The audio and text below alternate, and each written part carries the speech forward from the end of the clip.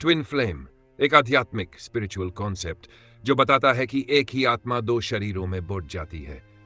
ये कोई सामान्य प्रेम संबंध नहीं होता, बल्कि एक बहुत ही गहरा और तीव्र इंटेंस रिश्ता होता है जो आपके जीवन को पूरी तरह से बदल सकता है। मैं आपको ट्विन फ्लेम के बारे में और विस्तार से बताता हूं। ट्विन फ्लेम क्या होता है? ट्विन फ्लेम का मतलब होता है जुड़वा आत्मा। ये एक आध्यात्मिक स्पिरिचुअल धारणा है जिसके अनुसार एक ही आत्मा दो अलग अलग शरीरों में विभाजित हो जाती है। जब ये दोनों हिस्से मिलते हैं तो एक बेहद गहरा और तीव्र इंटेंस रिश्ता बनता है जो किसी भी दूसरे रिश्ते से बिल्कुल अलग होता है। इसे अक्सर दर्पण आत्मा भी कहा जाता है, क्योंकि आपका ट्विन फ्लेम आपको आपके सबसे अच्छे और सबसे बुरे गुणों को दिखाता है, जैसे कोई आईना।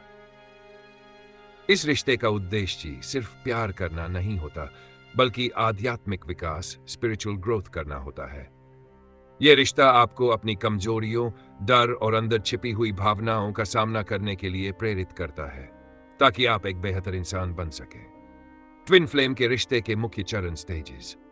ट्विन फ्लेम का सफर एक सीधी सादी कहानी नहीं होती, बल्कि यह कई अलग अलग और अक्सर मुश्किल चरणों से होकर गुजरता है। 1. पहचानिशन। जब आप अपने ट्विन फ्लेम से पहली बार मिलते हैं तो एक शक्तिशाली आकर्षण, मैग्नेटिक पुल महसूस होता है। आपको ऐसा लगता है जैसे आप उन्हें हमेशा से जानते थे। ये एक तरह का घर जैसा सुकून और अपनेपन का एहसास होता है। ये कनेक्शन सिर्फ शारीरिक या भावनात्मक नहीं होता, बल्कि आत्मिक स्तर पर होता है। परीक्षा। इस चरण में आप दोनों के बीच की पुरानी चोटें, डर और असुरक्षाएं सामने आने लगती है। ट्विन फ्लेम का रिश्ता आपकी सबसे गहरी कमियों को उजागर करता है ताकि आप उन पर काम कर सकें। इस वजह से रिश्ते में बहुत सी बहसें और गलतफहमियां हो सकती हैं। 3. दौड़ और पीछा करना। यह ट्विन फ्लेम के सफर का सबसे चुनौतीपूर्ण चरण माना जाता है। इस दौरान एक पार्टनर, जिसे रनर कहते हैं, इस रिश्ते की तीव्रता और गहराई से डर कर भागने लगता है। दूसरा पार्टनर, जिसे चेसर कहते हैं, उसे वापस पाने की कोशिश करता है। यह भाग दौड़ तब तक चलती है जब तक दोनों पार्टनर अपने अंदरूनी काम को पूरा नहीं कर लेते। अलगारेशन। यह वो समय होता है जब रनर और चेजर दोनों को एक दूसरे से दूर रहना पड़ता है। यह अलगाव बहुत दर्दनाक हो सकता है, लेकिन यह दोनों के लिए अपनी अपनी आत्मा पर काम करने, खुद को जानने और आत्म प्रेम सीखने के लिए जरूरी होता है। जब दोनों पार्टनर अपनी अपनी कमजोरियों पर काम कर लेते हैं और भावनात्मक व आध्यात्मिक रूप से परिपक्व मैच्योर हो जाते हैं, तब उनका फिर से मिलना होता है। यह पुनर्मिलन एक बहुत ही शांतिपूर्ण और पूर्ण अनुभव होता है, और यह रिश्ता अपनी सबसे अच्छी स्थिति में होता है। ट्विन फ्लेम और सोलमेट में अंतर। अक्सर लोग ट्विन फ्लेम और सोलमेट को एक ही समझ लेते हैं, लेकिन दोनों में बड़ा अंतर होता है। सोलमेट आपकी लाइफ में कई सोलमेट हो सकते हैं। ये ऐसे लोग होते हैं जो आपके जीवन में किसी मकसद के साथ आते हैं, जैसे दोस्ती, प्यार या परिवार के रूप में। ये रिश्ते सहज और आरामदायक होते हैं और इनका उद्देश्य आपको सहारा देना होता है। Twin flame. आपका सिर्फ एक ही ट्विन फ्लेम होता है। यह रिश्ता बहुत ही तीव्र और चुनौतीपूर्ण होता है, क्योंकि इसका मुख्य उद्देश्य आपको आत्मज्ञान और आध्यात्मिक जागरूकता, स्पिरिचुअल अवेकनिंग की ओर ले जाना होता है। यह रिश्ता अक्सर आपकी जिंदगी में तूफान की तरह आता है और आपको पूरी तरह से बदल देता है। अब मैं आपको ट्विन फ्लेम के लक्षण और चरणों को और भी विस्तार से बताता हूं।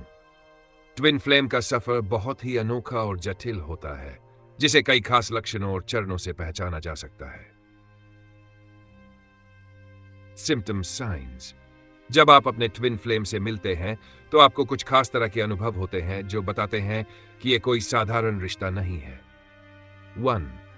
तुरंत फेस रिकग्निशन। जैसे ही आप उनसे मिलते हैं, आपको एक अजीब सी भावना महसूस होती है कि आप उन्हें हमेशा से जानते थे।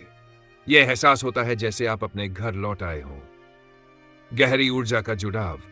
आपके और आपके ट्विन फ्लेम के बीच एक शक्तिशाली ऊर्जा का प्रवाह होता है। आप उनकी भावनाओं को महसूस कर सकते हैं, भले ही वे आपसे दूर हो। दृढ़ दर्पण की तरह काम करना। आपका ट्विन फ्लेम आपके सबसे अच्छे गुणों और सबसे बुरी कमजोरियों को दिखाता है। यह रिश्ता आपकी उन कमियों को उजागर करता है जिनसे आप अब तक भागते रहे थे। 4 असाधारण समानताएं। आप दोनों के जीवन के अनुभव, पसंद नापसंद या यहां तक कि बचपन की कहानियों में भी अजीबोगरीब समानताएं हो सकती है। 5 जीवन में बड़ा बदलाव, चेंज। इस रिश्ते में आने के बाद आपका जीवन पूरी तरह से बदल जाता है।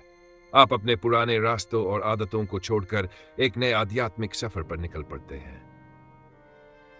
Stages of twin flame union. Twin flame का रिश्ता कई अलग अलग और अक्सर मुश्किल चरणों से होकर गुजरता है। यह कोई सीधी रेखा में चलने वाला सफर नहीं होता, बल्कि इसमें बहुत उतार चढ़ाव आते हैं। 1 खोज या यर्निंग ट्विन फ्लेम के सफर का पहला और बहुत ही महत्वपूर्ण हिस्सा है। यर्निंग यानी खोज। यह वो समय होता है जब आपकी आत्मा अपने दूसरे हिस्से से मिलने के लिए तैयार हो रही होती है, भले ही आपको इसका पता न हो। इस चरण को और गहराई से समझने के लिए इसे कुछ हिस्सों में बांटा जा सकता है।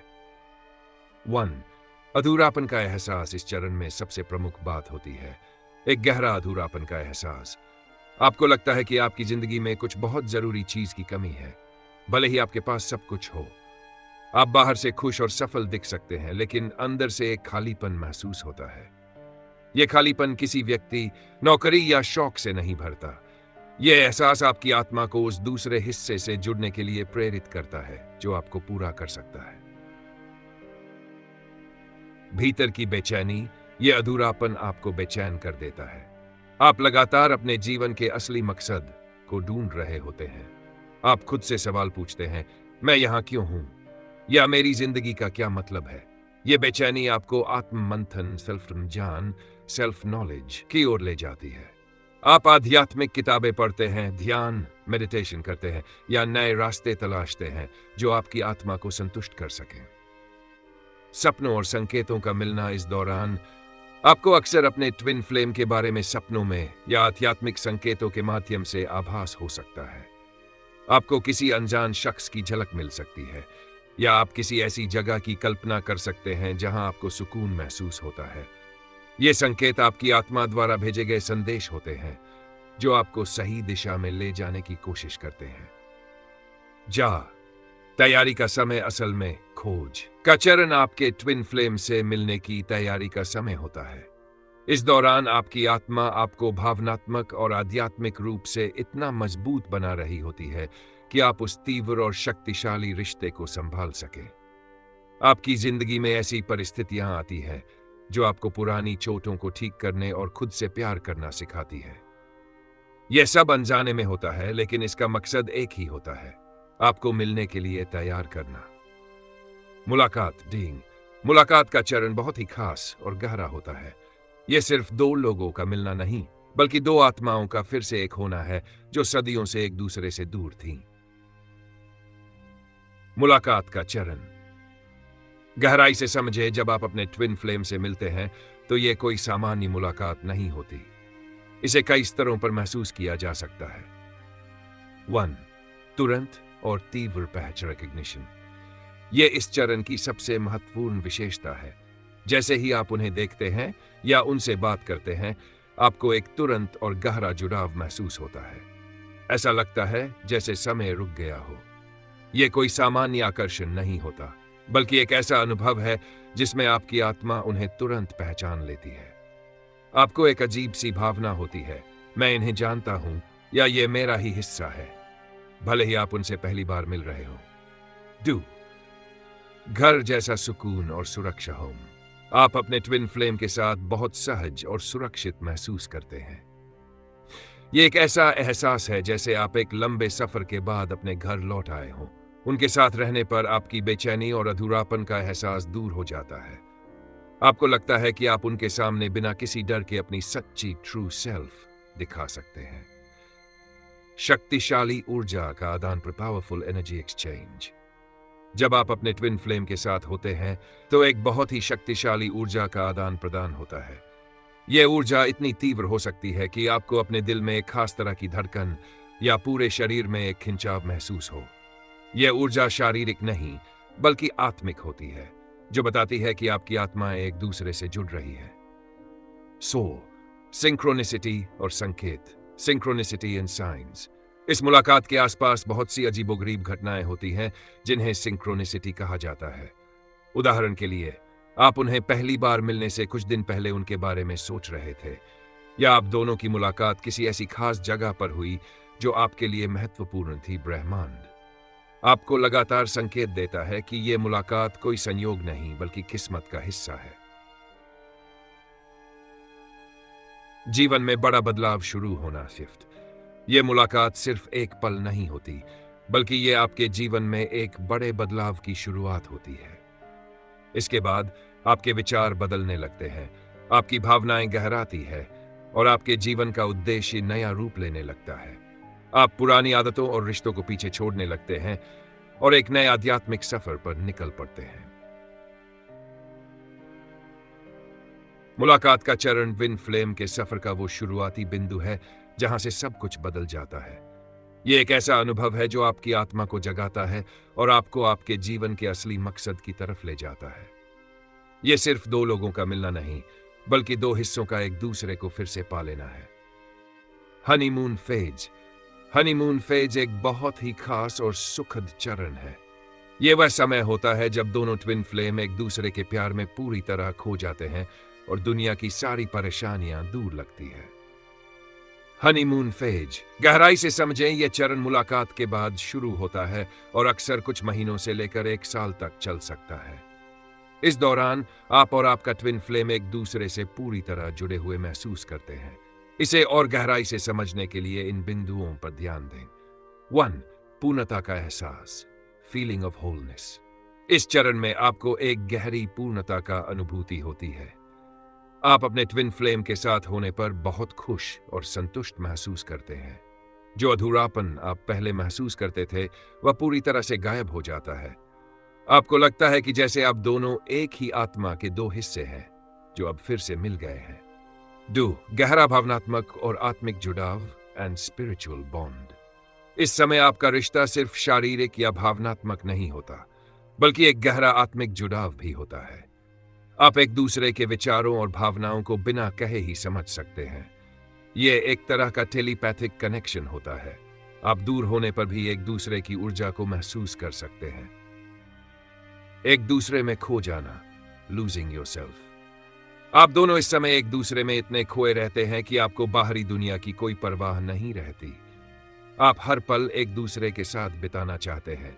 यह एक तरह का जुनून भी हो सकता है जहां आपको लगता है कि आप एक दूसरे के बिना अधूरे हैं। 4. Synchronicity, synchronicity in science. इस चरण में भी सिंक्रोनिसिटी जारी रहती है। आप दोनों को एक ही समय पर एक ही विचार आ सकता है, या आप एक ही बात एक साथ बोल सकते हैं।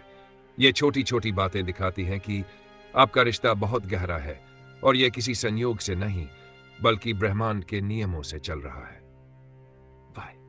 भविष्य की कल्पना, ड्रीमिंग ऑफ द फ्यूचर। आप दोनों इस समय भविष्य के सपने देखते हैं और एक साथ जीवन बिताने की योजनाएं बनाते हैं। आप इस रिश्ते को बहुत स्थायी और अटूट मानते हैं, क्योंकि यह इतना गहरा और शक्तिशाली लगता है कि आप कभी भी अलग होने की कल्पना भी नहीं कर सकते। महत्वपूर्ण ध्यान दें, हनीमून फेज हमेशा नहीं रहता। इसका मुख्य उद्देश्य है आपको यह एहसास कराना कि सच्चा प्यार और आत्मिक जुड़ाव कैसा होता है। यह चरण आपको आने वाले मुश्किल दौरों के लिए मानसिक और भावनात्मक रूप से तैयार करता है। इस चरण के बाद ही रिश्ता अपनी असली परीक्षा से गुजरता है, जहां आपकी कमजोरियां और डर सामने आते हैं। इसलिए हनीमून फेज के इस सुखद समय का पूरा आनंद लें, क्योंकि यह एक ऐसी याद बन जाता है जो आपको मुश्किल समय में भी एक दूसरे से जोड़े रखता है। 4. चुनौती और परीक्षा चैलेंज और टेस्टिंग फेज का चरण शुरू होता है, जो ट्विन फ्लेम के रिश्ते का सबसे महत्वपूर्ण और मुश्किल हिस्सा है। इस चरण में ही रिश्ते की असली गहराई और मकसद सामने आता है। चुनौती और परीक्षा का चरण गहराई से समझे, यह चरण तब शुरू होता है जब रिश्ते की शुरुआती खुशी और जुनून थोड़ा कम होने लगता है। इस समय दोनों पार्टनर्स की पुरानी चोटें, डर और असुरक्षाएं सतह पर आने लगती है। इसे और गहराई से समझने के लिए इन बिंदुओं पर ध्यान दें। 1. दर्पण की तरह दिखना। इस चरण में आपका ट्विन फ्लेम एक दर्पण की तरह काम करता है। वह आपको आपकी सबसे गहरी कमजोरियां, कमियां और उन आदतों को दिखाता है जिनसे आप सालों से भागते रहे हैं। उदाहरण के लिए, अगर आप में असुरक्षा की भावना है, तो आपका पार्टनर ऐसी बातें या हरकतें कर सकता है जिससे आपकी असुरक्षा और बढ़ जाए। ये जानबूझकर नहीं होता, बल्कि ये रिश्ते का एक हिस्सा है जिसका उद्देश्य आपको खुद को और अपनी समस्याओं को गहराई से देखने के लिए मजबूर करना है। पुराने डर और असुरक्षाएं हनीमून फेज के दौरान सब कुछ ठीक लगता है, लेकिन इस चरण में आपके अंदर के पुराने डर बाहर आने लगते हैं। जैसे छोड़ दिए जाने का डर, फियर ऑफ अबैंडनमेंट। आपको यह डर सता सकता है कि आपका पार्टनर आपको छोड़ देगा। प्यार के लायक न होने का डर, फियर ऑफ नॉट बीइंग वर्दी। आपको लग सकता है कि आप इस रिश्ते के लायक नहीं हैं। रिश्ते में खो जाने का डर, फियर ऑफ लूजिंग योरसेल्फ। आपको डर हो सकता है कि आप इस रिश्ते में अपनी पहचान खो देंगे। ये डर अक्सर बचपन के अनुभवों या पिछले रिश्तों से जुड़े होते हैं। ट्विन फ्लेम का रिश्ता इन सभी डर को उजागर करता है ताकि आप उन पर काम कर सकें। संघर्ष और बहस। इस चरण में दोनों पार्टनर्स के बीच बहुत सी बहसें और संघर्ष हो सकते हैं। ये झगड़े अक्सर छोटी छोटी बातों पर शुरू होते हैं, लेकिन उनका असली कारण गहरी भावनात्मक समस्याएं होती हैं। ऐसा इसलिए होता है क्योंकि आप दोनों की ऊर्जाएं इतनी तीव्र होती हैं कि थोड़ी सी भी असहमति एक बड़ी लड़ाई का रूप ले सकती है। एक दूसरे को बदलने की कोशिश। इस चरण में आप दोनों एक दूसरे को अपनी उम्मीदों के हिसाब से बदलने की कोशिश कर सकते हैं। आपको लगता है कि अगर आपका पार्टनर बदल जाए तो सब कुछ ठीक हो जाएगा, लेकिन ट्विन फ्लेम का रिश्ता आपको यह सिखाता है कि आप किसी को नहीं बदल सकते, आप केवल खुद को बदल सकते हैं। यह चरण बहुत मुश्किल और दर्दनाक हो सकता है, लेकिन यह ट्विन फ्लेम के सफर का सबसे जरूरी हिस्सा है। इसका उद्देश्य आपको और आपके पार्टनर को आत्म सुधार और आध्यात्मिक विकास के लिए प्रेरित करना है। जब तक आप इस चरण की चुनौतियों का सामना नहीं करते और अपनी अंदरूनी समस्याओं को हल नहीं करते, तब तक आप अगले चरण में नहीं जा सकते। दौड़ और पीछा करना, the runner and chaser. Twin flame के सफर का सबसे चुनौतीपूर्ण और अक्सर सबसे दर्दनाक चरण माना जाता है। यह चरण चुनौती और परीक्षा के ठीक बाद आता है, और यही वह समय होता है जब ट्विन फ्लेम अस्थायी रूप से अलग होते हैं। दौड़ और पीछा करना, गहराई से समझे। यह चरण तब शुरू होता है जब रिश्ते की तीव्रता, इंटेंसिटी और आत्मिक गहराई एक पार्टनर के लिए असहनीय हो जाती है। वे इस रिश्ते में आए बड़े बदलावों और अंदरूनी काम से डरने लगते हैं। इस चरण में दो भूमिकाएं होती हैं। रनर। रनर वह पार्टनर होता है जो रिश्ते से भागने की कोशिश करता है। वे अचानक दूरी बनाने लगते हैं, बातचीत कम कर देते हैं या रिश्ते को खत्म करने की बात करते हैं। यह भागना शारीरिक और भावनात्मक दोनों हो सकता है। रनर के भागने के मुख्य कारण डर। रनर को इस रिश्ते की गहराई और आत्मिक जुड़ाव से बहुत डर लगता है। वे अपनी कमजोरियों और अंधेरे पक्ष, डार्क साइड को देखने से डरते हैं, जो ट्विन फ्लेम का रिश्ता उजागर करता है। असुरक्षा। रनर अपनी असुरक्षाओं का सामना नहीं कर पाते। उन्हें लगता है कि वे इस रिश्ते के लायक नहीं हैं या इतने गहरे प्यार को संभाल नहीं पाएंगे। आत्मविनाशकारी व्यवहार, बिहेवियर। यह अक्सर रनर की पुरानी आदतों का हिस्सा होता है, जहां वे खुशी और प्यार से भागते हैं क्योंकि उन्हें डर होता है कि यह सब उनसे छीन लिया जाएगा। चेजर वह पार्टनर होता है जो रनर को वापस लाने की कोशिश करता है। वे रनर के भागने को समझ नहीं पाते और रिश्ते को बचाने के लिए हर संभव कोशिश करते हैं। चेजर के पीछा करने के मुख्य कारण दुख और भ्रम। चेजर को रनर का व्यवहार समझ नहीं आता। वे बहुत दुखी और भ्रमित होते हैं कि सब कुछ इतना अच्छा होने के बाद अचानक ऐसा क्यों हुआ। रिश्ते को बचाने की चाह, desire to save the relationship. Chaser को लगता है कि यह रिश्ता बहुत खास है और इसे बचाना उनकी जिम्मेदारी है। वे लगातार रनर से संपर्क करने की कोशिश करते हैं, उन्हें समझाते हैं और उन्हें वापस आने के लिए मनाते हैं। अधूरापन का डर। चेजर को दोबारा वही अधूरापन महसूस होने लगता है जो वे ट्विन फ्लेम से मिलने से पहले महसूस करते थे। इस चरण का मकसद, यह चरण बहुत मुश्किल होता है, लेकिन इसका एक गहरा आध्यात्मिक मकसद है। रनर के लिए, रनर को अकेले रहकर अपनी अंदरूनी समस्याओं और डर का सामना करना पड़ता है। ये समय उन्हें आत्म प्रेम और खुद पर काम करने के लिए मजबूर करता है। चेजर के लिए, चेजर को यह सीखना पड़ता है कि किसी और को नहीं, बल्कि खुद को बदलना और प्यार करना कितना जरूरी है।